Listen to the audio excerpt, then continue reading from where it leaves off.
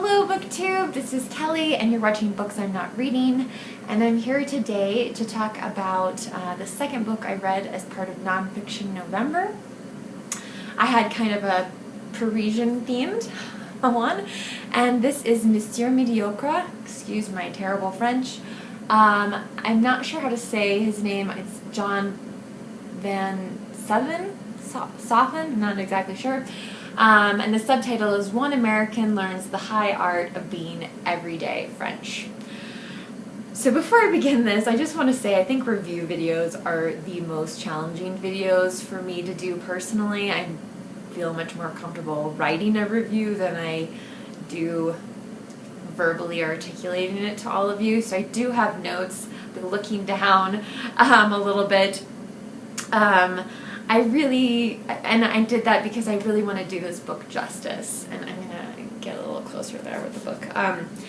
So this is one of two books that Steve Donahue sent me related to Paris, and I didn't actually ask for this one, but it did show up on our doorstep, so thank you, Steve, and I really felt obligated because he had sent those two books to me that I should read and review them this year on BookTube. So thank you, Steve, for sending this to me.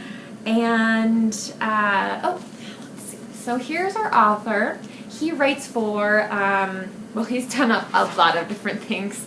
He's done voiceover, he's done TV, comedy, stand-up comedy. Let's see if we can get it a little more closer there. I think it's his wife and I don't know, dog is underneath the desk. Anyway, and it's again a book that I think people struggled with the marketing of this. I mean, his name is in pink, for crying out loud. So to me, it looks like the cover of it really looks more like chick lit almost. But truthfully, the only author that I can really think to compare him to is Nick Hornby.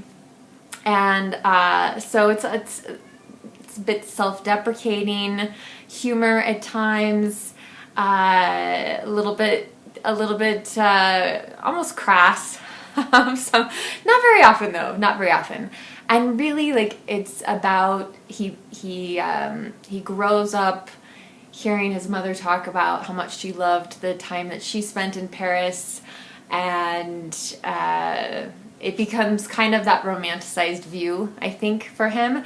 And then he ends up marrying a woman who lives in Paris, and they think they're only going to stay there for a couple years, end up having children, decide to take advantage of free education and free healthcare. So they stay, and it's just sort of about his experience of learning what it means to live, what it means to be French, and kind of the differences, the sort of culture clash between American ideas and values versus French ideas and values.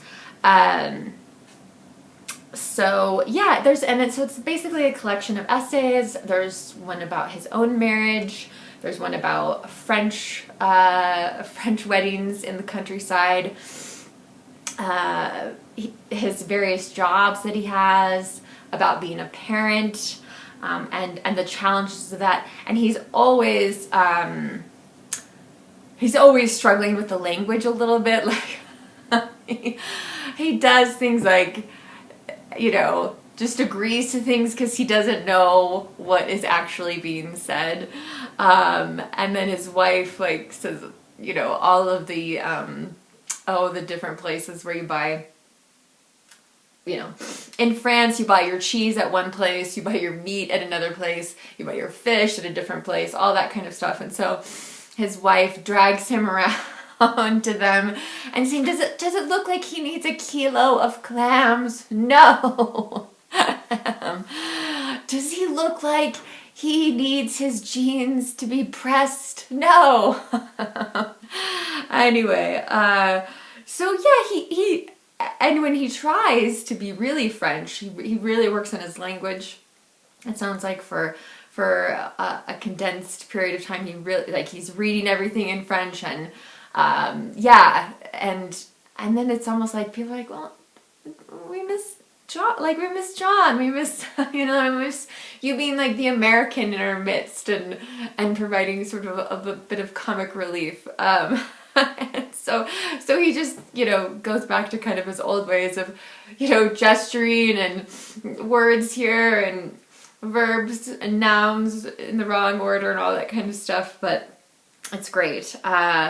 So yeah, he doesn't ever quite really fit in, but that's okay.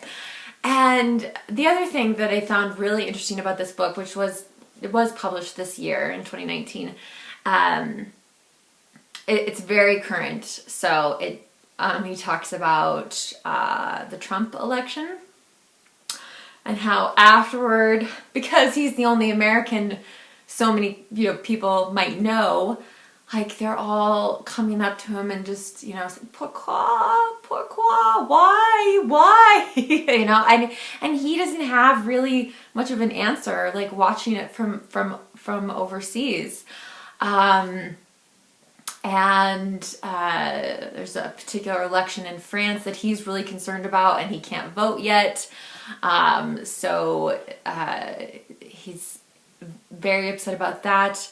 And then he also does talk about some of the terrorist attacks in Paris, one of which took place in his particular neighborhood, a cafe that he and his family went to many times, and is now, back up and in business and everything like that. But that really brought things quite home to him. So I found that all really interesting.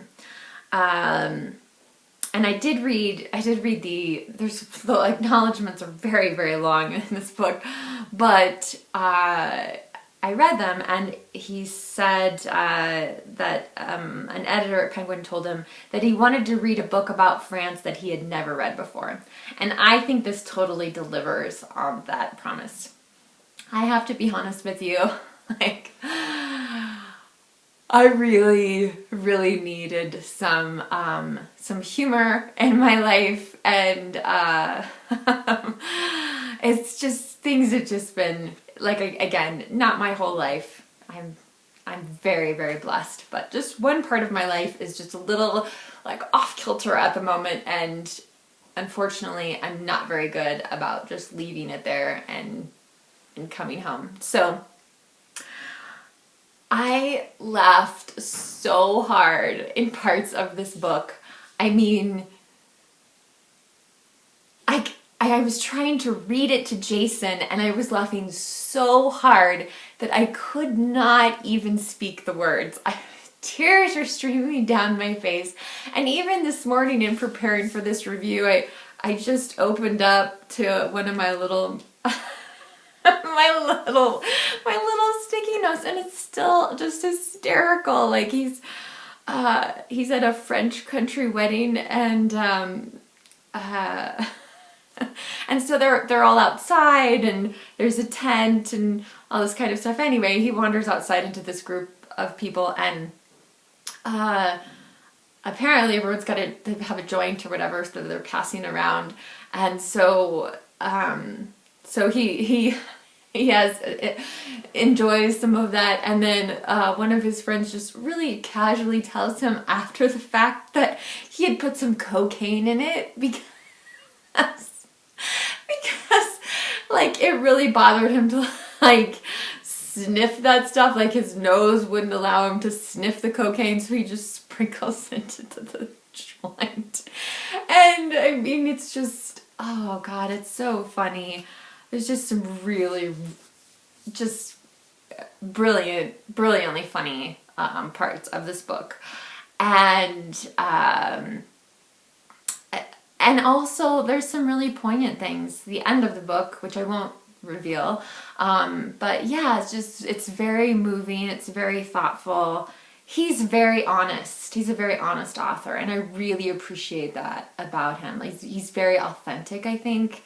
And again, there are times where I'm like, oh, you know, did you really need to? I don't know that I really needed to know that, but okay. But this is definitely not a romanticized version of Paris or France, for that matter. So it's, and I like that. I hope that this will encourage you to seek this book out. If you like Nick Hornby, I think you'll really like this book. So, all right, you guys. So there is my attempt at another review. I read 2 books for nonfiction November. I've read only 3 other nonfiction books this whole year. I do have another nonfiction book planned for December, so I'm a little bit surprised that my nonfiction reading is so low. So maybe that's something to try to integrate more into 2020, because I certainly have plenty of great nonfiction books to read. But I hope you all are well. Remember to be kind to yourself, be kind to others, have a good laugh, and I will talk to you all very soon. Thanks, BookTube.